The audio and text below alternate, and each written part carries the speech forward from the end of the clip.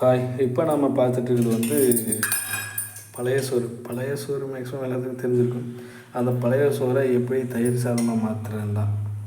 ஒரு பாத்திரத்தில் எண்ணெய் வச்சுக்கோங்க.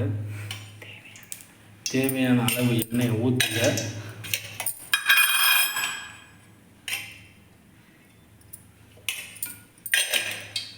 எண்ணெயை ஊற்றுனதுக்கப்புறம் சிறிதளவு கடுகு போடுங்க.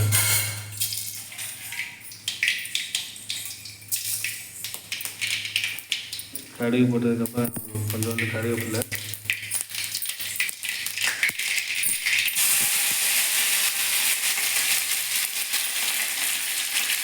கொஞ்சோண்டு பச்சை மிளகாய், தேவையான அளவுக்கு பச்சை மிளகாய் போட்டுக்கோங்க. போட்டுக்கிட்டு நல்லா வதக்குங்க. கருவேப்பிலையை நல்லா சகக்கிற மாதிரி வதக்குங்க. வதக்கினதுக்கப்புறம் நம்ம தண்ணி சோறை எடுத்து அதில் போட்டு தாளித்து எடுத்திங்கன்னா தயிர் சாதம் ரெடி. ஓகே ஃப்ரெண்ட்ஸ், இந்த மாதிரி பயனுள்ள தகவல் வேணும்னா நம்மளோட சேனலை ஃபாலோ பண்ணுங்கள், சப்ஸ்கிரைப் பண்ணுங்கள், லைக் பண்ணுங்கள், கமெண்ட் பண்ணுங்கள், ஃபாலோ பண்ணுங்கள், கமெண்ட் பண்ணுங்கள். ஓகே.